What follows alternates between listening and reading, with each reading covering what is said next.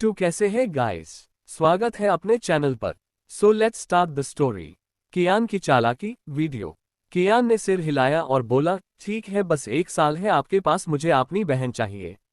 तभी उसकी नज़र सारिका पर पड़ी तो उसकी आंखों में शैतानी चमक आ गई। उसने एक राखी उठाया और सारिका की तरफ जाकर उसे देते हुए बोला, मिस बुआ जी, आपने सबको राखी बांधा पर मेरे डैड को राखी नहीं बांधा है आपने। चलिए मेरे डैड को राखी बांधिए। कियान सारिका को गुस्से से खींचने लगा। वहीं सारिका का चेहरा तो डर से पीला पड़ गया, जिसे वो प्यार करती है उसके हाथ में कैसे राखी बांधे। अब आगे। वहीं बाकी सब भी हैरानी से कियान को देख रहे थे।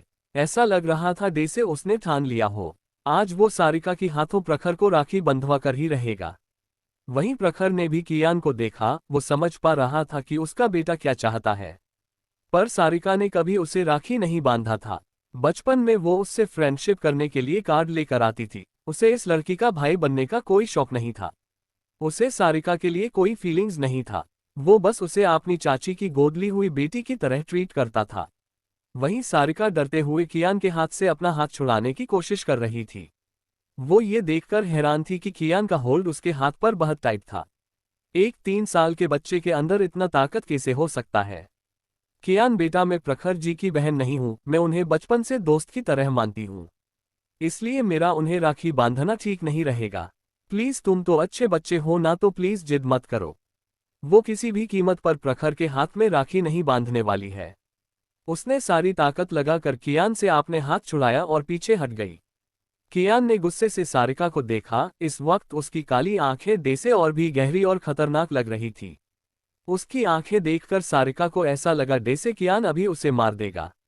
कियान, तभी प्रखर की आवाज से कियान ने अपने गुस्से को कंट्रोल किया और गुस्से से बोला, तो क्या आपने डैड को भाई नहीं बल्कि अभी भी आपने होने वाले पति मानती हो। पर मैं साफ साफ कह रहा हूं, मेरे डैड सिर्फ मेरी मम्मी की है, किसी और की नहीं। इसलिए मेरे डैड के बारे में तो तुम सोचना भी मत, वरना जब तुम सो रही होगी तो मैं तुम्हारी सारी बाल काटकर तुम्हें टकली कर दूंगा। कियान की होंठों पर डेविल स्माइल थी। उसने नीचे देखा और पीछे मुड़ गया। तभी सारिका डे से ही पीछे 2 कदम गई। उसकी पैर स्लिप हो गया और वो धड़ाम की आवाज से नीचे गिर गई। स्वाभिमान की तो हंसी ही छूट गई। कियान सारिका को टकली कर देगा सुनकर। मान चाचू, आप हंस क्यों रहे हो, सारिका बुआ आपकी बहन है। वो गिर गई और आप हंस रहे हो, क्यों ना आप ही उनसे कहो कि वो मेरे डैड को राखी बांध दे। वरना अगर वो ऐसे ही मेरे डैड पर नजर रखेगी तो मेरी मम्मी को गलतफहमी हो जाएगी, फिर शक होगा। ये तो डैड को दोस्त मानती है, दोस्त भी तो बहन होती है ना डैड। इतना कहकर कियान ने प्रखर को घूर कर देखा। डे से कहना चाहता हो, अगर आपने मेरे बातों में हाँ नहीं कहा तो मैं मम्मी को आपसे दूर कर दूंगा। हाँ, प्रखर ने इतना ही कहा। कियान जाकर उछलकर उसके गोद में बैठ गया और सारिका को देखा जो इस वक्त संजीत के सहारे खड़ी हो रही थी। उसने ही ये जानबूझकर किया था। जब वो उसे खींच रहा था उसने नीचे थोड़ा जूस गिरा दिया था। जैसे ही सारिका पीछे गई, जूस पर पैर पड़ते ही उसका पैर स्लिप हो गया। वहीं सारिका को भी लग रहा था ये कियान ने ही कुछ किया है उसे गिराने के लिए, पर प्रखर की हाँ सुनकर उसे अजीब लगा। बिल्कुल भी नहीं, वो कभी प्रखर की बहन नहीं बन सकती। वो बस प्रखर की बीवी बनना चाहती थी। उसे कियान से कोई प्रॉब्लम नहीं था। अभी उससे कियान पर थोड़ा गुस्सा भी आ रहा था। ये लड़का उस पर किस बात का गुस्सा निकाल रहा है। वो तो उसे माँ जैसा प्यार देना चाहती थी, पर समझ नहीं पा रही थी कि ये लड़का उसे क्यों इतना नापसंद करता है। प्रखर के सामने ऐसे गिरकर उसे लग रहा था जैसे उसकी और भी बेइज्जती हो गई है। वहीं सब कियान को आंखें फाड़े देख रहे थे। ये लड़का आपने बाप से भी 2 कदम आगे है, लगता है ये भी दूसरों को धमकाना अच्छे से जानता है।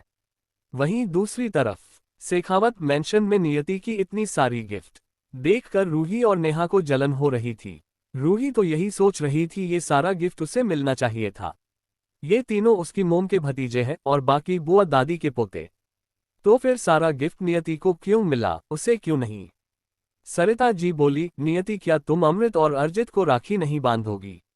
चाहे कुछ भी हो, वो दोनों तो तुम्हारे भाई हैं ना। गुस्सा नफरत सब अपनी जगह पर, रक्षाबंधन में तुम्हें एटलीस्ट उनके हाथ राखी बांधना चाहिए। सीखा जी जो कहना चाहती थी सरिता जी ने ऑलरेडी कह दिया था। विपुल जी जानते थे ये सवाल पूछना ही गलत है। अमृत और अर्जित भी ईशानी की जवाब की इंतजार में थे।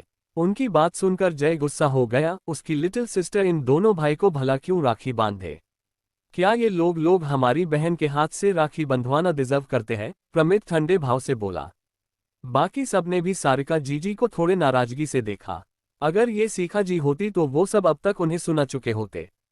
पर ये जय की मोम थी, इसलिए वो कुछ नहीं बोल रहे थे। नियति ने भी ठंडे भाव से सरिता जी को देखा, जो सीखा से भी ज्यादा बेवकूफ थी। पिछली जिंदगी में बाकी सब की बातों में आकर उन्होंने जय को हर पल इरिटेट ही किया था, ताकि वो ये पागलपन और पेंटर एडवेंचर करने की जिद छोड़कर बिजनेस ज्वाइन करे, जिस वजह से जय की मौत हुई थी। फिर इसने अपने हिस्से की प्रॉपर्टी को अर्जित और अमृत के नाम कर दिया। जब नेशनल पेंटिंग कंपटीशन का फाइनल था, तब रूही ने ही ये आइडिया दिया था कि अगर वो उनकी पास और सर्टिफिकेट को छिपा दे तो भाई कंपटीशन में नहीं जा पाएंगे, फिर वो जरूर बिजनेस लाइन में ही जाएंगे। रूही ने ही उसकी सर्टिफिकेट और पास को जला दिया था। इसलिए तो जय जब गिड़गिड़ा रहा था ताकि उसकी सर्टिफिकेट कोई दे दे, तब किसी ने कुछ नहीं कहा। वो रूही को दोषी नहीं बनाना चाहते थे। वो कहते भी क्या होता, सर्टिफिकेट और पास तो जल चुकी थी।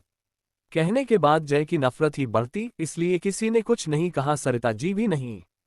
पर रूही ने तो असल में ये सब जानबूझकर किया था। जय कभी उसे बहन नहीं मानता था। उसने एक बार उसे अपने फेवरेट आर्टिस्ट से मिलाने के लिए कहा था, पर जय ने उसे मना कर दिया। वो रूही को अपनी बहन ही नहीं मानता था, तो वो भला क्यों उसे अपने ही ओपोनेंट से जोखिम लेकर मिलाता। और यही वजह से रूही की ज्यादा गुस्सा होने का, इसलिए उसने बिजनेस का नाम लेकर जय की पास और सर्टिफिकेट को जला दिया। उसने सोचा शायद छिपाने से जय उसे ढूंढ ले, और ऐसा करके उसे दो फायदा हुआ। एक तो उसने जय को सबक सिखाया, और दूसरा जय का ओपोनेंट जिसे रूही पसंद करती थी वो ये कंपटीशन जीत गया। और अभी कल ही उसे रूही की इस करतूत का पता चला था। मियाई ने ठंडे भाव से बोला, भाई ने सही कहा, ये दोनों मेरे हाथ से राखी बांधने के लिए एलिजिबल नहीं है। और मिसेस सरिता शेखावत, आपको ऐसा क्यों लगा कि मुझे इन दो जोकर को राखी बांधना चाहिए? जब मैं यहाँ थी 5 सालों में जीतना मुझे याद है, 3 साल के उम्र से मैं हर साल उनके लिए राखी लाती थी, पर वो मेरे हाथ से राखी नहीं बंधवाते थे। क्या तब आपने कहा कि मुझे उनके हाथ में राखी बांधना चाहिए? मैं रुकर जिद करती थी तो ये घटिया औरत मिसेस सीखा शेखावत और ये घटिया आदमी मिस्टर विपुल शेखावत मुझे चुप करवा देते थे, वो भी रूम में बंद करके, ताकि उनकी मनहूस कचरा बेटी रूही आराम से अपनी दोनों भाई को राखी बांध सके।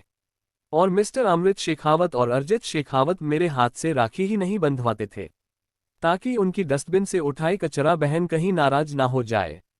जब मैं हॉस्टल में थी तब तो मेरे हाथ से राखी बंधवाने कोई नहीं आता था। मैं तो भूल ही गई थी कि रक्षाबंधन जैसा कोई दिन भी आता है।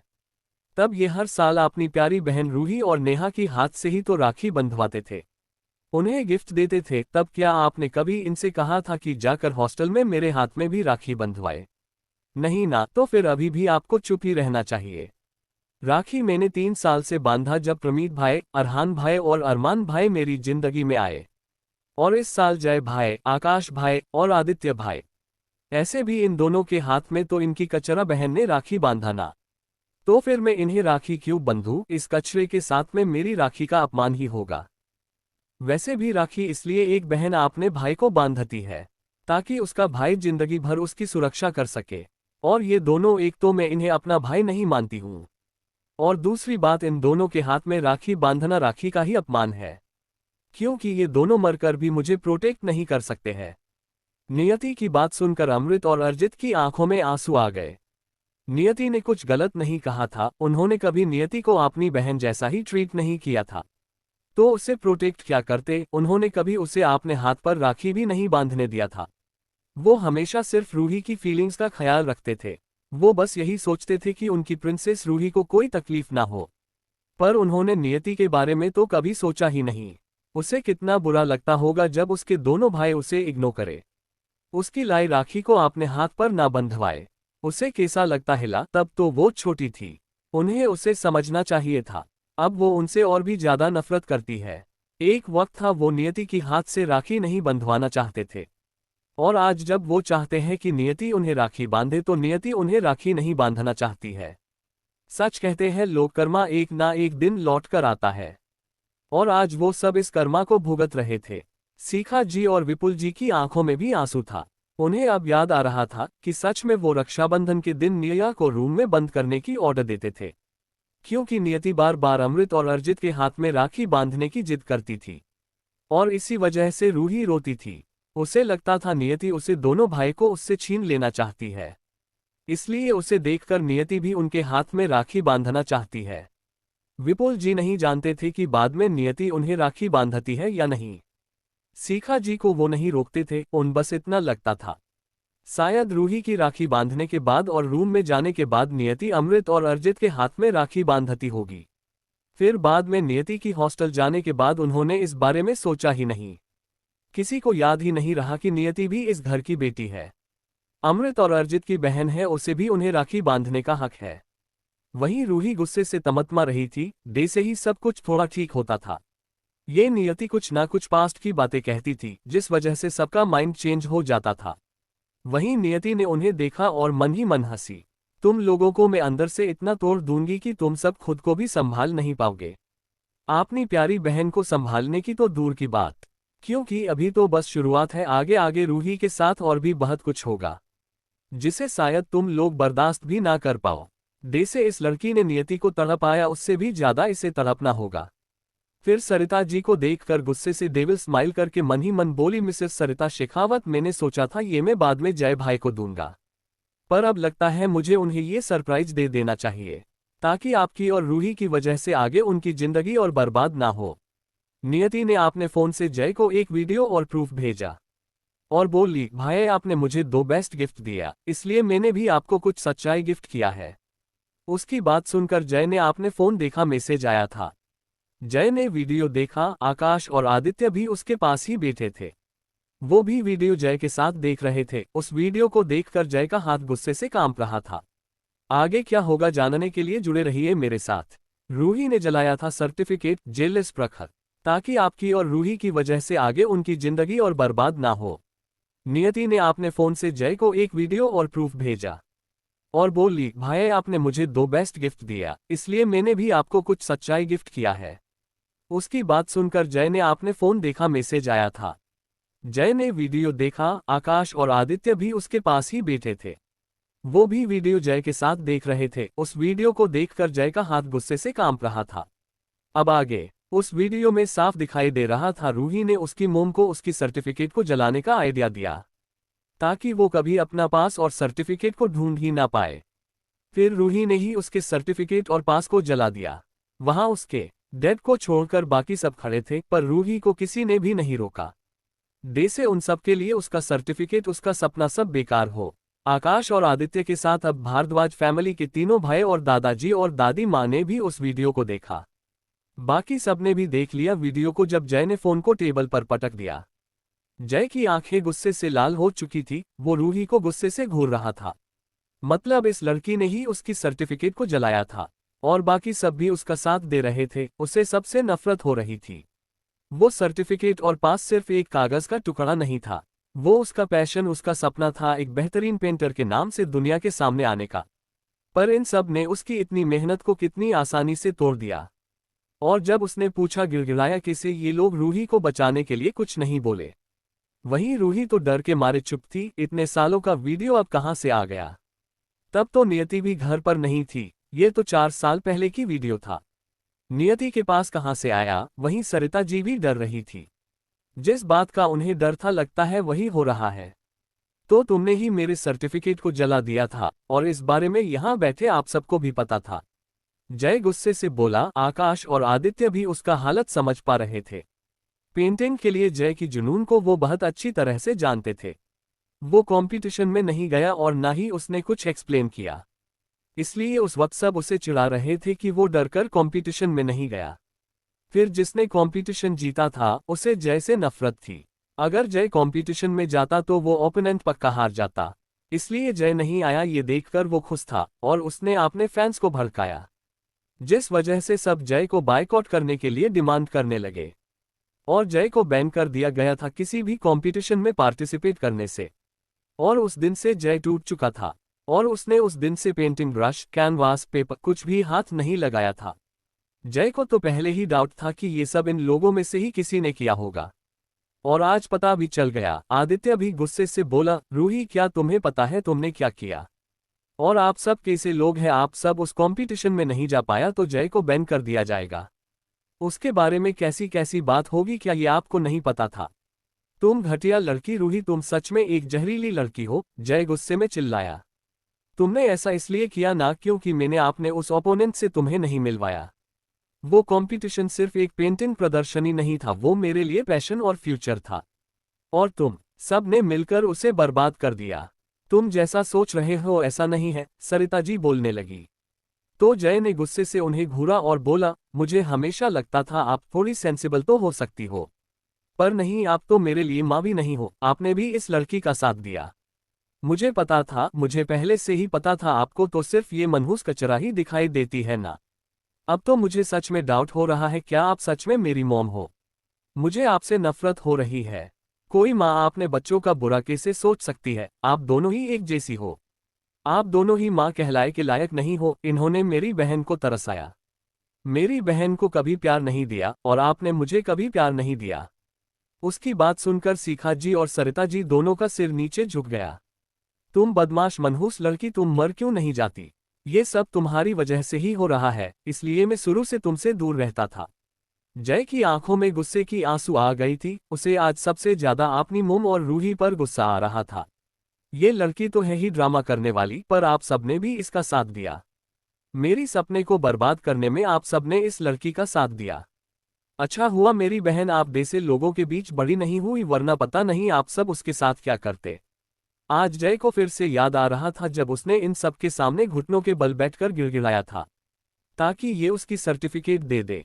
जय हंसते हुए बोला, इसका मतलब जब मैं तुम सब के सामने गिड़गिड़ा रहा था तब तुम सबको बहुत मजा आ रहा होगा, है ना?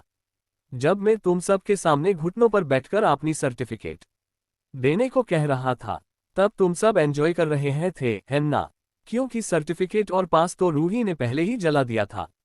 तुम सही कहती हो लिटिल सिस्टर, ये लोग उस लायक नहीं है कि कोई उन्हें फैमिली माने। ये सब बस आपने स्वार्थ देखते हैं, जय नियति को देखते हुए बोला। वहीं विपुल जी, नीरज जी, सीखा जी, सरिता जी दोनों भाई, रूही, नेहा सब निस्तब्ध थे, क्योंकि वो क्या बोले उन्हें समझ नहीं आ रहा था। वहीं दादाजी और दादी माँ हैरान और गुस्से में थे जब वो घर पर नहीं थे। तब क्या इन लोगों ने जय को भी इतना सताया है? भारद्वाज फैमिली की तीनों बेटे भी हैरान थे, कोई फैमिली माँ बाप क्या ऐसे भी हो सकते हैं? इतना क्रूएल कि आपने ही बेटे की सपनों को बर्बाद होते हुए उसे टूटते हुए देखना। उनकी मोम डैड तो ऐसी बिल्कुल भी नहीं थी। रूही तो रो रही थी, वो रोते हुए बोली, भाई ये सब मेरी गलती है। मुझे आपकी सर्टिफिकेट और पास को जलाना नहीं चाहिए था। इसमें बाकी सब का कोई दोष नहीं है और मैंने ये इंटेंशनली नहीं किया। तब मैं बहुत नासमझ थी, मुझे पैशन और आपकी करियर के बारे में कुछ नहीं पता था, इसलिए मैंने इतनी बड़ी गलती कर दी थी। आप चाहे तो मुझे सजा दे सकते हो, पर प्लीज घरवालों को कुछ मत कहिए, इसमें उनका कोई हाथ नहीं है। रूही जानती थी अब कुछ कहना बेकार होगा, क्योंकि जब जय ने कहा कि वो मर जाती तो अच्छा होता तब किसी ने कुछ नहीं बोला। अगर सब नॉर्मल होता और सिचुएशन उसके साइड होता तो उसके घरवाले जय के ऊपर जरूर गुस्सा करते, पर अब वो उसके ऊपर गुस्सा नहीं कर रहे थे, इसलिए उसने दोष अपने ऊपर ले लिया ताकि सबके सामने वो खुद महान बन जाए। तुम अपनी ये नाटक अपनी इस फैमिली के सामने दिखाना, मेरे सामने नहीं, जय ने गुस्से से कहा। अरमान हंसते हुए आदित्य की कंधे पर हाथ रख के बोला, आदित्य तुमने सही कहा था, ये लड़की तो बड़ा चालाक है और मैनिपुलेटिंग है। इसे तो सच में गलती करने की आदत है, फिर जब गलती पकड़ी जाए तो माफी मांग लो, फिर बात खत्म। ऐसे भी इसके मोम डैड भाई तो इसे कुछ कहेंगे नहीं। बिल्कुल सही कहा तुमने, आदित्य हंसते हुए बोला। अरमान की बात सुनकर बाकी सबको शर्मिंदगी हो रही थी। वहीं रूही को गुस्सा आ रहा था, क्या हर बात पर उन्हें भी घुसकर उसका मजाक उड़ाना जरूरी है? तभी नियति उठी और अपनी कमरे में चली गई, साड़ी चेंज करके वापस अपनी फॉर्मल में आ गई। वापस आए तो उसके हाथ में एक फाइल था। नियति ने उस फाइल को जय को दे दिया और बोली, ये आपके लिए है। उसे कहीं जाना था, इसलिए वो दादाजी दादी माँ को कहकर निकल गई। प्रमीत, अरहान और अरमान भी उसके साथ ही निकल गए। जय ने असमंजस में उस फाइल को खोला तो उसकी आंखें बड़ी हो गई। उसकी आंखों से खुशी से आंसू बह गया। उस पर लगा बैन एसोसिएशन से हट गया था और उसमें इनविटेशन भी था। अब वो इस साल की नेशनल पेंटिंग कंपटीशन में पार्टिसिपेट कर सकता था। आकाश और आदित्य ने जब देखा तो वो भी खुश हो गए। जय ने दादाजी और दादी माँ को भी बताया कि नियति ने उस पर से बैन को हटा दिया है। और अब उसे नेशनल पेंटिंग कंपटीशन में पार्टिसिपेट करने के लिए पास और इनविटेशन भी मिला है उसके नाम पर। सच में उसकी छोटी सी बहन उसकी जिंदगी में किसी एंजल बनकर आई थी। दादाजी और दादी माँ भी उसके लिए खुश थे। वहीं बाकी सब तो हैरान थे। रूही को गुस्सा आ रहा था। अगर नियति को बैन हटाना था तो उसे वीडियो जय को दिखाने की क्या जरूरत थी। के तो खुश था। आकाश बोला, अब तो तेरे सपने भी पूरे होंगे। वैसे तुम्हें प्रैक्टिस करनी चाहिए, वरना इतने सालों में तो तुमने पेंटिंग ही नहीं किया। मुझे ज्यादा प्रैक्टिस की जरूरत नहीं पड़ेगी, 2 दिन में मेरा लेवल पहले जैसा हो जाएगा। ऐसे दिन बीत गया था। रात का वक्त। नियति अभी वापस घर आई थी। जैसे ही वो रूम में पहुंची उसे प्रखर की खुशबू महसूस हुआ तो वो चीर गई। ये इंसान हर दिन उसके रूम में रात को आ जाता है। जैसे पार्क में टहलने आया हो। उसने देखा सोफे पर प्रखर बैठा हुआ था। तुम आ गई बनी, जाओ फ्रेश होकर आओ, खाना खाते हैं। प्रखर ने उसे एक जेन्युइन स्माइल दिया। नियति की भौहें सिकुड़ गई। प्रखर किसी हाउस हस्बैंड की तरह बिहेव कर रहा था, जो कुकिंग कर अपनी बीबी की जॉब से घर आने का वेट कर रहा हो। और आते ही उसे फ्रेश होकर खाने के लिए बोले। सामने खाना भी रखा हुआ था। सब कुछ प्रखर ही लेकर आया था, शायद घर से। नियति तो हैरान थी। आप यहाँ क्या मुझे खाना खिलाने आए हैं मिस्टर रायजादा? नियति की सवाल पर प्रखर आज जाकर उसकी नाक को पिंच किया और बोला, ऑफकोर्स मैं तुम्हारे लिए खाना लेकर आया हूँ, ताकि हम दोनों साथ में खा सके। आज मेरा अकेले खाने का मूड नहीं है। अगर तुम कहो तो मैं तुम्हें फ्रेश होने और चेंज करने में भी मदद कर सकता हूँ। इतना कहकर उसने नियति की होंठों को चूम लिया। नियति ने उसे दूर किया और बोली, कोई जरूरत नहीं, मैं खुद फ्रेश हो सकती हूँ। वो जल्दी से नाइट ड्रेस लेकर वॉशरूम में चली गई। वहीं प्रखर फिर से सोफे पर बैठ गया। असल में तो उसे 2 दिन से जलन हो रही थी। जब से उसने देखा था फोटो में कि किसे नियति प्यार से कियान को अपने हाथ से खाना खिला रही है। वो चाहता था उसकी बनी उसे भी अपनी हाथ से उतने ही प्यार से खाना खिलाए। ऊपर से कियान उसे बार बार जलाने के लिए वो सारी फोटो दिखा रहा था। आज तो उसने ठान लिया था वो भी अपनी बनी के साथ ढेर सारा फोटो लेगा, फिर उस छोटे चूहे कियान को दिखाकर चिढ़ाएगा। थोड़ी देर में नियति वॉशरूम में चेंज करके आ गई। ब्लैक कॉलर की नाइट ड्रेस में वो इस वक्त बहुत हॉट और टेम्पटिंग लग रही थी। प्रखर तो अब खाने के बदले अपनी बनी को खाना चाहता था, पर उसने खुद को कंट्रोल किया और नियति को खींचकर अपने पास बैठा लिया और सभी खाने को सर्व किया। क्या आप ये डिस्पोजेबल प्लेट भी साथ लेकर आए थे? नियति हैरानी से बोली। प्रखर ने खाना सर्व करते हुए हाँ में सिर हिला दिया। अब तुम मुझे खिलाओ बनी, प्रखर नियति को देखते हुए कहा। क्यों आपका हाथ नहीं है? नियति गुस्से से आंखें तरेलते हुए बोली। है तो क्या हुआ, क्या कियान का हाथ नहीं था? फिर तुमने उसे खाना क्यों खिलाया? अब तुम्हें मुझे भी अपने हाथ से खिलाना होगा, वरना मैं तुम्हें ही खाऊंगा, वो भी रात भर। प्रखर नियति गाल पर चूमते हुए बोला। तो नियति थोड़ा इरिटेट हो गई। इस वक्त उसे इस इंसान को खिलाना ही समझदारी लगा। ये इंसान एक छोटे बच्चे से जल रहा है। उसने कियान को खिलाया, इसलिए अब उसे भी खिलाना पड़ेगा। नियति हैरान थी, पर उसने प्रखर की तरफ एक बाइट बढ़ाया। प्रखर ने खुश होकर खाना खा लिया और उसने भी एक बाइट नियति की तरफ बढ़ाया। नियति ने बिना कुछ कहे खा लिया। प्रखर ने जल्दी से फोन निकाला। फिर नियति जब उसे खाना खिला रही थी उस वक्त की फोटो लेने लगा। ये देखकर तो नियति और भी हैरान रह गई। क्या कियान ने उसके साथ फोटो लिया था, इस वजह से ये भी फोटो ले रहे हैं? हे भगवान, ये आदमी कितना जेलस है। जब खाना खत्म हो गया, प्रखर नियति को हक करके उसकी गाल पर किस करते हुए भी पिक लिया।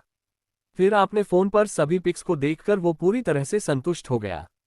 अभी के लिए इतना ही, मिलते हैं अगले चैप्टर में। Please like share comment review जरूर दीजिए। Thank you for watching guys. Next episode come soon. Take care, bye. Hey friends, welcome to our channel डेरी के सॉरी टू। चलिए शुरू करते हैं। Let's start. सुकून का पल, रिश्ता लेकर आएंगे। नियति ने बिना कुछ कहे खा लिया। प्रखर ने जल्दी से फोन निकाला। फिर नियति जब उसे खाना खिला रही थी उस वक्त की फोटो लेने लगा। ये देखकर तो नियति और भी हैरान रह गई। क्या कियान ने उसके साथ फोटो लिया था, इस वजह से ये भी फोटो ले रहे हैं? हे भगवान, ये आदमी कितना जेलस है। जब खाना खत्म हो गया, प्रखर नियति को हक करके उसकी गाल पर किस करते हुए भी पिक लिया। फिर आपने फोन पर सभी पिक्स को देखकर वो पूरी तरह से संतुष्ट हो गया। अब आगे देखो, हम दोनों साथ में कितने अच्छे लग रहे हैं। प्रखर नियति को फोटो दिखाकर बोला। नियति प्रखर को देख रही थी, जो फोटो देखकर किसी छोटे बच्चे की तरह खुश हो रहा था। से पता नहीं उसे कौन सा खजाना मिल गया हो। नियति ने प्रखर से फोन ले लिया तो प्रखर सोफे पर आराम से बैठ गया और नियति को खींचकर आपने ऊपर बैठा लिया, उसकी कमर की चारों बाहें कस लिया और उसकी कंधे पर चीन टीका पर फोटो देखने लगा। नियति ने फोन में देखा तो वहां बस कियान के साथ उसकी जो फोटो था वही थी और आज की जो पिक प्रखर ने लिया था वो भी था, बस बाकी एक भी फोटो नहीं था। नियति ने प्रखर को देखने के लिए सिर घुमाया तो दोनों की होंठ टच होने लगे। नियति थोड़ा दूर होकर बोली, क्या आपके फोन में बस इतनी ही फोटो मिस्टर आयजादा? हाँ, मुझे फोटो लेना पसंद नहीं है, पर अब हम दोनों हर रोज पिक लेंगे। जब शादी के बाद तुम प्रेग्नेंट हो जाओगी हम सारा फोटो वॉल पर लगाएंगे ताकि हमारा बच्चा बिल्कुल हमारी तरह दिखे। प्रखर उसकी गाल पर अपनी होंठ चलाते हुए बोला। नियति उसे धक्का देते हुए बोली, कौन आपसे शादी करके प्रेग्नेंट होने वाला है? आप ये सपने देखना छोड़ दीजिए। इतना कहकर वो प्रखर की गोद से उठने की कोशिश करने लगी, पर प्रखर की स्ट्रेंथ बहुत ज्यादा थी। अब तो नियति सोच रही थी वो भी आपने साथ ही ये एक्सपेरिमेंट कर ले। चलो सोते हैं बनी, तुम्हें नींद आ रही होगी ना। इतना कहकर प्रखर ने उसे गोद में उठा लिया और लेकर बेड पर सुला दिया, खुद ही उसके ऊपर आ गया। उठो, आप मेरे ऊपर से कितने भारी हो आप? नियति प्रखर को गुस्से से देखने लगी। प्रखर ने कुछ सोचा और बोला, ये पोजीशन परफेक्ट है बनी। किया ली, आपने दिमाग में ये उल्टे सीधे ख्याल लाना भी मत। नियति गुस्से से बोली तो प्रखर ने अपना फोन निकाला और बोला, फोटो क्लिक करने के लिए बनी। तुमने क्या सोचा? बोलो, हम वो भी ट्राई कर सकते हैं। प्रखर ने उसकी गाल पर धीरे से बाइट लिया और दोनों की सोते हुए एक फोटो ले लिया। नियति हैरान थी, क्या इस इंसान की दिमाग में कुछ खराबी आ गई है? नहीं, इसका दिमाग तो कंप्यूटर से भी तेज चलना चाहिए। भला कौन सोते हुए फोटो उठाता है? नियति चिढ़ते हुए बोली, हो गया ना, तो अब उठो मेरे ऊपर से। नहीं, मुझे तुम्हारे ऊपर ही सोना है, बहुत कंफर्टेबल लगता है यहाँ सोने में। इतना कहकर प्रखर ने बेशर्मी नियति की सीने पर सिर रख दिया और उसकी सीने पर नाइट ड्रेस की ऊपर से ही हल्का हल्का किस करने लगा। नियति ने इरिटेट होकर प्रखर को देखा और बोली, मैं कोई गद्दा या तकिया नहीं हूं जो आप हर मुझे तकिया बनाकर सोने के लिए मेरे रूम में आ जाते हो। प्रखर उसकी सीने पर हाथ रख के बोला, ये इतना सॉफ्ट है तकिए से भी ज्यादा, इसलिए मुझे तकिए से ज्यादा इस पर सिर रख के सोना पसंद आ रहा है। उसकी बेशर्मी देखकर नियति हैरान थी, क्या ये इंसान पहले से ही इतना बेशर्म था या उसे मिलने के बाद इतना बेशर्म हो गया है। प्रखर ने नियति की नाइट सूट का ऊपर का 3 बॉटम खोल दिया और उसकी सीने पर किस करने लगा। ना चाहते हुए नियति की सिसकी निकल गई। नियति को खुद पर ही गुस्सा आ रहा था, वो खुद ही इस इंसान को ये सब करने दे रही थी। तभी प्रखर ने उसकी राइट साइड उभार पर बाइट किया तो वो होश में आए। प्रखर ने आपने दिए लव बाइट को देखा और पूरी तरह से सेटिस्फाइड हो गया। फिर नियति की गर्दन पर किस और बाइट करने लगा। नियति की बॉडी में दे से सिहरन दौड़ रही थी, पेट में तितलियां उड़ती हुई महसूस हो रहा था। कुछ देर बाद प्रखर ने आपने कलाकारी देखा, फिर बोला, तुम्हें सबके सामने ऐसे ही जाना चाहिए ताकि सबको पता चल जाए कि तुम सिर्फ मेरी हो। नियति ने उसकी बात सुनकर मुंह बना लिया। प्रखर ने उसकी होंठों पर किस किया और उसे बाहों में भर के सो गया। थोड़ी देर बाद जब नियति सो गई प्रखर ने आंखें खोल दिया। उसकी आंखें सुनहरी हो गई थी, डिम लाइट में उसे रूम साफ दिख रहा था। वो एकटक हाथ बेड पर टिकाए नियति की चेहरे को देखने लगा और उसकी चेहरे पर हल्का हल्का किस करने लगा और टंग से लिक करने लगा। नियति को प्रखर की करीबी की आदत पड़ गई थी, वो उसकी टच को पहचानती थी, इसलिए वो नहीं उठी, चुपचाप सो गई। रात के 4 बजे तक प्रखर नियति को बस देखता रहा। जैसे उसे आंखों में ही बसा लेना चाहता हो। उसे कल इंडिया से बाहर जाना था, पर पहली बार उसका कहीं जाने का मन नहीं कर रहा था। अगर ये मिशन इम्पोर्टेंट नहीं होता तो वो कभी नहीं जाता, इसलिए उसने नियति के साथ कुछ फोटो ले लिया था ताकि वहां पर नियति को देखते हुए दिन बीता सके। ये वक्त प्रखर के लिए सुकून का पल था। 4 बजे वो डे से आया था वैसे ही रूम से निकल गया। सुबह का वक्त। आज भी नियति जब तक उठी तब तक प्रखर यहां से जा चुका था। नियति ने अपनी मॉर्निंग रूटीन खत्म किया और तैयार होकर नीचे चली गई। नीचे जाते वक्त जय, आकाश और आदित्य भी उसके साथ ही नीचे चले गए। कल जय को जिस तरह से सब सच पता चल गया, उस वजह से सरिता जी, नीरज जी और बाकी सब जय से आंखें भी नहीं मिला पा रहे थे। सरिता जी कल जय से माफी मांगने उसकी रूम में गई थी, पर जय ने जब देखा बाहर सरिता जी है तो उसने डोर ही नहीं खोला। अंदर से ही बोल दिया कि उसे उनसे कोई बात नहीं करना है। सरिता जी के पास मायूस होकर वापस आने के सिवा कोई रास्ता नहीं था। चारों आकर सोफे पर बैठ गए। विश्वनाथ जी और पार्वती जी भी घरवालों से बात नहीं कर रहे थे। थोड़ी देर में सब डाइनिंग टेबल पर बैठ गए। वहीं रूही को इस वक्त बहुत जलन हो रही थी। तभी उसे रीमा की कॉल आया। रूही की आंखों में चमक आ गई। रीमा ने उसे बताया था कि रायजादा फैमिली के लोग उसके लिए रिश्ता लेकर आने वाले हैं। और ये बात खुद प्राची रायजादा ने कहा है। वो बहुत खुश थी। वो चाहती थी जिस दिन वो रिश्ता लेकर आए उसी दिन सबको सरप्राइज मिले। वैसे भी उसने पार्टी में प्रखर को देखा था, वो तो उसे पसंद करने लगी थी। वैसे भी उसे पता नहीं था कि रायजादा फैमिली कब उसके लिए रिश्ता लेकर आने वाले थे। इसलिए उसने नेहा के सिवा बाकी किसी को कुछ भी नहीं बताया था। पर कल जो हुआ, जिस तरह से सब घर वाले उसके साथ बिहेव कर रहे थे, वो चाहती थी सबको ये बात पहले ही पता चल जाए, ताकि सब फिर से उसके लिए अच्छे हो जाए। जब रायजादा फैमिली उसके लिए रिश्ता लेकर आने वाली है, तब तो सब उसके लिए खुश होंगे ना, और सब उसकी गलती को माफ भी कर देंगे। इसलिए तो उसने रीमा को सुबह के टाइम कॉल करके सारी बात फिर से बताने के लिए बोला। वो सबको फिर से सुनाना चाहती थी, खास करके नियति को, कि भले ही प्रखर ने उस दिन उसे इग्नोर किया था और कहा था कि वो नियति को थैंक्स कहने पार्टी में आया है, पर उसने रूही को ही पसंद किया। वो देखना चाहती थी नियति ये बात सुनकर कितना ज्यादा जेलस फील करेगी। अगर उसे पता चलता पार्टी वाले रात को प्रखर ने ही उसे किडनैप करवा के मारकर कचरे के ढेर में फेंक था, तो जरूर उसके सारे सुनहरे सपने टूट जाते और जरूर वो गुस्से से पागल होकर मर ही जाती। रूही में जानबूझकर कॉल रिसीव करके फोन को स्पीकर पर रख दिया, तो उधर से रीमा की चहकती हुई आवाज आई, रूही मुझे तुझे एक गुड न्यूज देनी है। उसकी बात सुनकर रूही ने खाना खाने का नाटक कर रही थी। वो बोली, बोलो कौन सी गुड न्यूज। रूही खुश थी कि जैसे उसने रीमा को कहा था रीमा ठीक वैसे ही एक्टिंग कर रही थी। रीमा खुश होने का नाटक करते हुए बोली, कॉलेज में प्राची राजपूत और उनके बाकी मेंबर से मिली थी। वो सब कॉलेज में तुम्हें ढूंढ रहे थे, और तुम्हें पता है क्यों ढूंढ रहे थे। रूही ने मन ही मन मुस्कुराया और मासूम बनते हुए बोली, मुझे कैसे पता होगा कि वो सब मुझे क्यों ढूंढ रहे थे। अब तो बाकी सब भी रूही की तरफ देखने लगे थे, सिर्फ तीनों भाई, नियति और दादा दादी को छोड़कर, क्योंकि उन्हें उसकी बातों में कोई इंटरेस्ट नहीं था। तभी रीमा हंसते हुए बोली, क्योंकि रायजादा फैमिली बहुत जल्द तुम्हारे घर प्रखर रायजादा का रिश्ता तुम्हारे लिए लेकर आने वाले हैं। लगता है उस दिन पार्टी में प्रखर रायजादा ने तुम्हें देखकर पसंद कर लिया है, और तुम्हें भी तो प्रखर रायजादा पसंद है ना। उसकी बात सुनकर रूही शर्माने लगी और बोली, ऐसा कुछ भी नहीं, मैंने कब कहा मैं प्यार करती हूं उनसे। अब फोन रखो। इतना कहकर रूही ने फोन रख दिया और शर्माने का नाटक करने लगी, जैसे सच में सबको लगे कि प्रखर और वो एक दूसरे को पसंद करते हैं।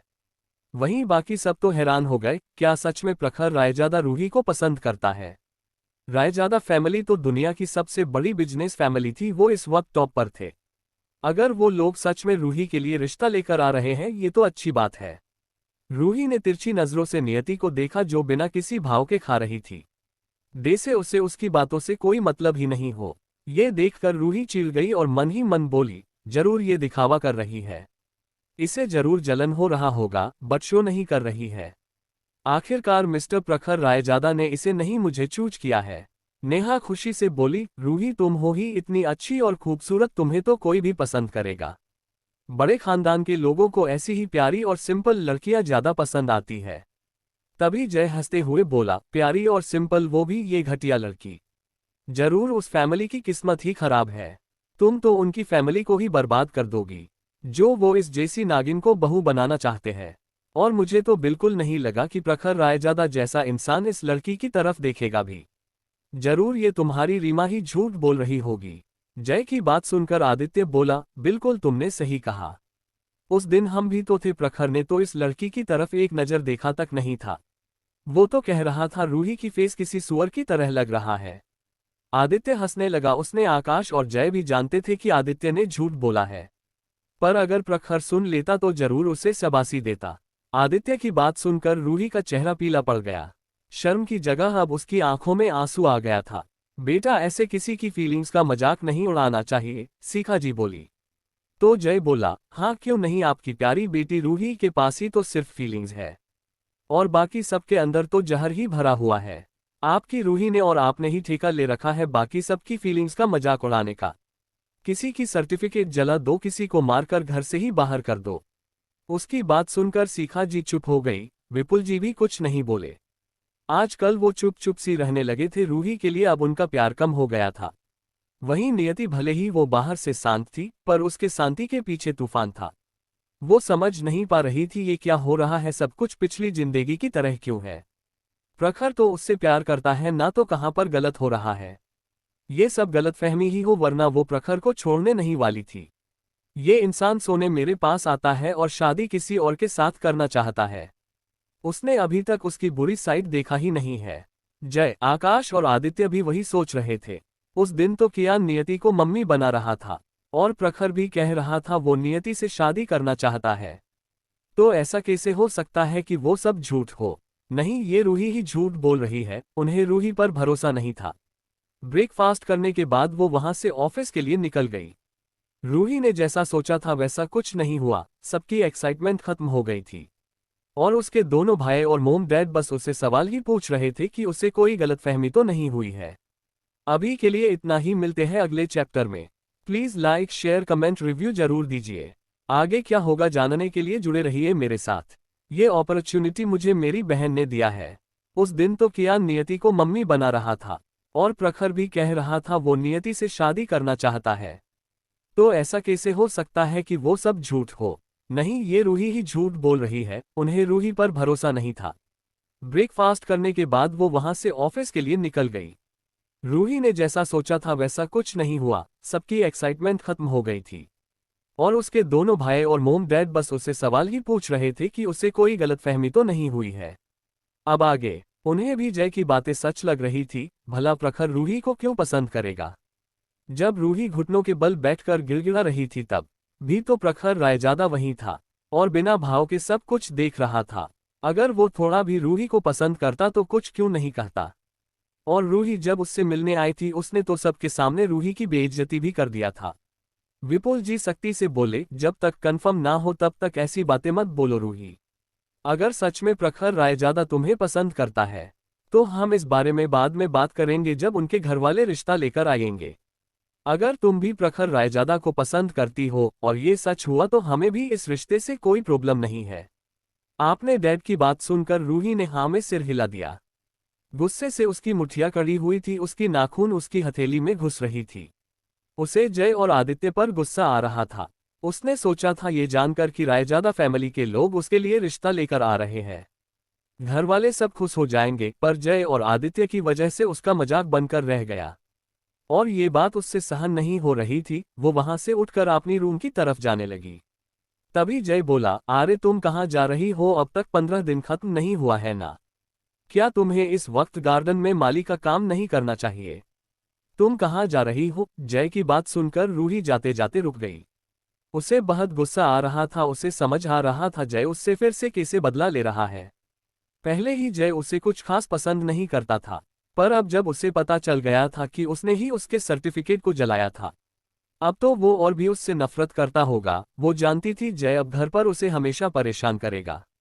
बस एक बार रायजादा फैमिली के लोग मेरे लिए रिश्ता लेकर आ जाए, फिर देखो मैं तुम्हारे साथ क्या करती हूँ। तब मेरा औहदा इस घर में नियति से भी ऊपर होगा। भले ही नियति के पास कुछ बिजनेस है, पर रायजादा फैमिली दुनिया की टॉप पर है। नियति कैसे रायजादा फैमिली के सामने टिक सकती है। वो वहां से गार्डन की तरफ चली गई। नेहा भी उसके पीछे पीछे गार्डन की तरफ चली गई। उन्हें जाते देख जय संतुष्ट हो गया और मन ही मन बोला, बहुत शौक है ना तुम्हें प्रिंसेस बनने का रूही।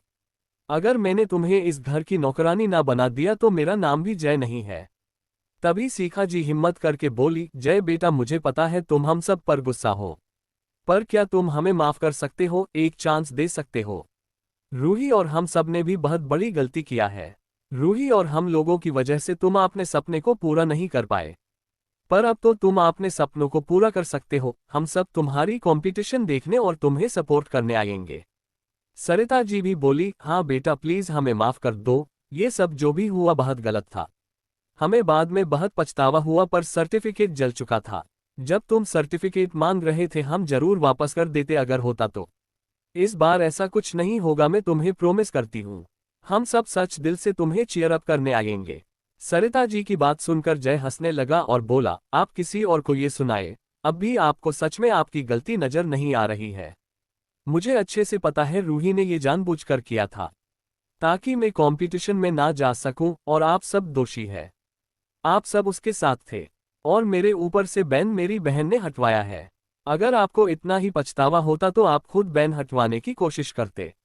ये अपॉर्चुनिटी मेरी बहन ने मुझे दिया है, मैं फिर से पार्टिसिपेट करने वाला हूं। आप सबको मुझे सपोर्ट करने, चीयर अप करने आने की कोई जरूरत नहीं है। मेरी बहन, मेरी लिटिल सिस्टर मेरे साथ आने वाली है, मेरे लिए उतना ही काफी है। वैसे अभी लोग हैं जो मेरे आपने हैं, वो भी आएंगे। हाँ, हम दोनों और प्रमित भाई, अरहान और अरमान भी आएंगे, आदित्य बोला। तो जय ने सिर हिला दिया और घर वालों को देखकर बोला, आप बस अपनी घटिया गुड फॉर नथिंग बेटी रूही को घर के काम में सपोर्ट कीजिए, ताकि वो गार्डनिंग और पोछा लगाना अच्छे से सीख जाए, यही सबसे अच्छा होगा। इतना कहकर जय वहां से रूम में चला गया। आकाश और आदित्य भी चले गए, बाकी सब वहीं बैठे रह गए। सरिता जी समझ गई थी उनका बेटा अब उनसे और भी ज्यादा नफरत करने लगा है। 2 दिन बाद इस वक्त नियति अपने रूम में बैठकर कुछ काम कर रही थी। तभी उसकी फोन बजने लगा। नियति ने प्रशांत जी के नेम देखा और फोन उठा लिया। बात करते करते नियति की भाव और भी गंभीर होता जा रहा था।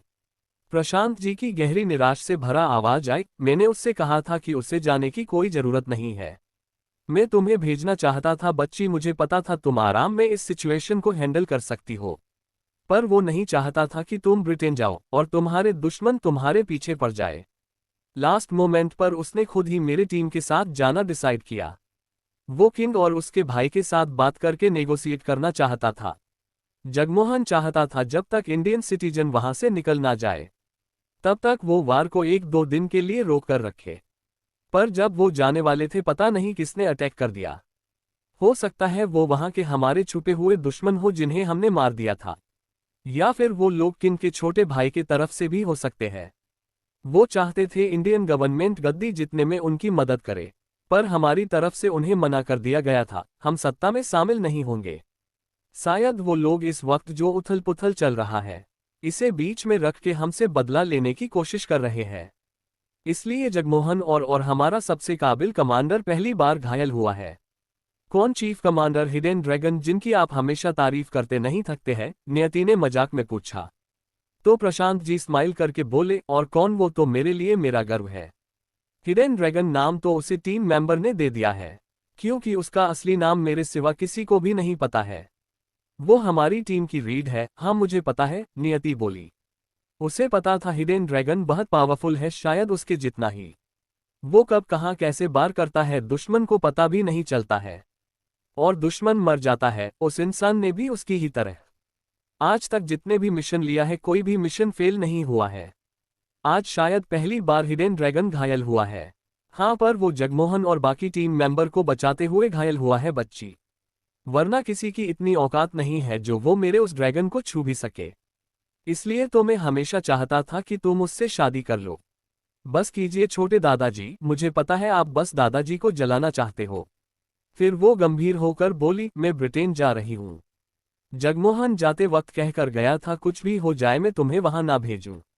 बच्ची, तुम्हें पता है ना वहां तुम्हारे कितने दुश्मन हैं, और वार की वजह से सब एक्टिव है, वो सब देश से बाहर भागना चाहते हैं। उनके लिए तुम्हारे ऊपर अटैक करने का ये सही मौका होगा। जैसे ही वो एजेंट यति नाम सुनेंगे, वो बिना सोचे समझे तुम पर हमला कर देंगे। प्रशांत जी चिंता करते हुए बोले, और वो बूढ़ा ठीक होकर आते ही वो मुझ पर चढ़ जाएगा। पर अगर एजेंट यति के साथ डॉक्टर दिशा भी जाए तो क्या होगा छोटे दादाजी? नियति शांत भाव से बोली। उसकी बात सुनकर प्रशांत जी हैरान हो गए। बच्ची, क्या तुम अपनी डॉक्टर दिशा की आइडेंटिटी के साथ अपनी दूसरी आइडेंटिटी एजेंट नियति को प्रोटेक्ट करना चाहती हो? उनकी बात सुन मार नियति हल्का मुस्कुराकर बोली, आपने बिल्कुल सही सोचा है छोटे दादाजी। बस आपको ये बात गवर्नमेंट तक पहुंचाना है कि डॉक्टर दिशा एजेंट यति के साथ ब्रिटेन जा रही है, लोगों की जान बचाने। अब प्रशांत जी सब समझ गए कि नियति क्या चाहती है। डॉक्टर दिशा को वर्ल्ड हेल्थ ऑर्गेनाइजेशन की सिक्योरिटी प्रोटेक्शन प्रोवाइड था, और लगभग दुनिया के हर देश डॉक्टर दिशा को किसी अनमोल खजाने की तरह ही मानते थे। और अगर डॉक्टर दिशा गई तो गवर्नमेंट के साथ साथ बड़े बड़े गैंग जो छुपे हुए हैं, उनकी नज़र भी डॉक्टर दिशा पर होगी। गवर्नमेंट डॉक्टर दिशा को खरोच भी नहीं आने देगी, खास करके ब्रिटेन की न्यायालय, क्योंकि अगर उनके ही देश में डॉक्टर दिशा को कुछ हो गया तो वार तो बाद में होगा, पर बाकी सभी देश उन पर उससे पहले ही टूट पड़ेंगे। कोई भी देश डॉक्टर दिशा को खोने की जोखिम नहीं उठाना चाहता है। एक तो वर्ल्ड हेल्थ ऑर्गेनाइजेशन एक्शन लेगा, दूसरा डॉक्टर दिशा ने कई सारे बड़े बड़े लोगों का ट्रीटमेंट किया था और उस टाइम उनका टीम और सिटीजन नियति के साथ आराम से वहां से निकल सकते हैं। उन्हें कोई रोकने की हिम्मत भी नहीं करेगा। ठीक है मेरी प्यारी पोती, मैं तुम्हें अभी लेने आ रहा हूं, हम दोनों कार में ही बात कर लेंगे। मुझे डाउट है टीम में कोई गद्दार जरूर है, वरना हमारी टीम के लौटने का टाइम उन्हें कैसे पता चलता और वो ठीक उसी वक्त उन्हें रोकने के लिए कैसे अटैक करते। नियति कुछ बोलती उससे पहले ही उसे कार स्टार्ट होने की साउंड सुनाई दिया। मैं आकर बात करता हूं। उसके बाद फोन कट गया। न्यायज हैरानी से फोन को देख रही थी। क्या उसने अभी यहां आने को कहा? वो जल्दी से तैयार होने के लिए चली गई। उसने जल्दी से आपने कुछ ड्रेस लिए, लैपटॉप, पेनड्राइव और कुछ मेडिसिन जो वहां काम आने वाला था। उसने देखा ये मेडिसिन बहुत कम था जो उसने अपने पास यहां रखा था, बाकी सब उसके बेस में था और सर्जरी के लिए भी सब कुछ वो आपने विला में भी रखती थी। उसने जल्दी से आपने एक गार्ड को कॉल किया और सारे मेडिसिन का नाम बता दिया जो बेस से भेजा जाने वाला था। वहां उसके रिसर्च टीम था, वो मेडिसिन भेज देते। नियति ने आपने हाथ में ग्लोव और फेस मास्क पहन लिया। जब वो तैयार होकर नीचे आए तभी प्रशांत जी भी अंदर आए। उनके साथ 2 कमांडो ऑफिसर थे जो उनके लिए बहुत लॉयल थे। वो हिडन ड्रैगन के लिए काम करते थे, इसलिए वो भी नियति के साथ जाने वाले थे। वहीं घरवाले सब हैरान थे, उन्हें समझ नहीं आ रहा था यहाँ क्या हो रहा है। प्रशांत जी सीधा नियति के पास आए और उसकी सिर को प्यार से सहलाते हुए बोले, मैंने कब से तुम्हें नहीं देखा है बच्ची। 3 महीने पहले ही तो हम मिले थे ना छोटे दादाजी। नियति अजीब तरह से उन्हें देखते हुए बोली। उसकी बात सुनकर प्रशांत जी को खांसी आ गई है। उनकी इस पोती को बिल्कुल भी उनकी कदर नहीं है। क्या तुम्हें मेरी कदर भी है? 2 महीने 90 डेज होते हैं, तुम्हें पता भी है। तुम्हें तो बस उस जगमोहन से बात करना है। उन्हें समझ नहीं आ रहा था जिन्हें वो पोता बनाना चाहते हैं वो भी इतना ठंडा है और उनकी पोती भी उसके साथ ठंडी बिहेव करती है। तभी विश्वनाथ जी आगे आकर बोले, ये कौन है प्रिंसेस? उनकी बात सुनकर प्रशांत जी मुस्कुराते हुए बोले, तो आप नियति की दादाजी होंगे है ना? विश्वनाथ जी ने हाँ में सिर हिला दिया तो प्रशांत जी बोले, मुझे आपसे जलन हो रही है। जरूर आपने कोई बहुत बड़ा पुण्य किया होगा जो आपको नियति जैसी पोती मिली है। वैसे भाग्य तो मेरा भी अच्छा है, नियति मुझे भी दादाजी कहती है। क्या हम अकेले में बात कर सकते हैं? विश्वनाथ जी ने कुछ सोचा और हाँ में सिर हिला दिया। वो प्रशांत जी और नियति तीनों रूम में चले गए। थोड़ी देर बाद तीनों बाहर आए, पर इस वक्त विश्वनाथ जी का चेहरा बहुत गंभीर था। वो सब के पास आ गए तो नियति दादी माँ और जयाकाश, आदित्य और बुआ जी की फैमिली की तरफ देखकर बोली, मुझे कुछ काम है, मैं 2-3 दिन में वापस आ जाऊंगी। तुम कहाँ जा रही हो लिटिल सिस्टर? जय ने जल्दी से खड़ा होकर पूछा। हाँ बच्चा, कहाँ जा रही हो? वो भी इस वक्त? दादी माँ भी बेचैन होकर बोली। नियति सिर हिलाकर बोली, बस थोड़ा काम में 2 दिन में वापस आ जाऊंगी। प्रशांत जी और बाकी दोनों कमांडो के साथ नियति बाहर चली गई। अभी के लिए इतना ही, मिलते हैं अगले चैप्टर में। Please like, share, comment, review जरूर दीजिए ताकि। Thanks for watching my friends. Next episode come soon. Take care and bye.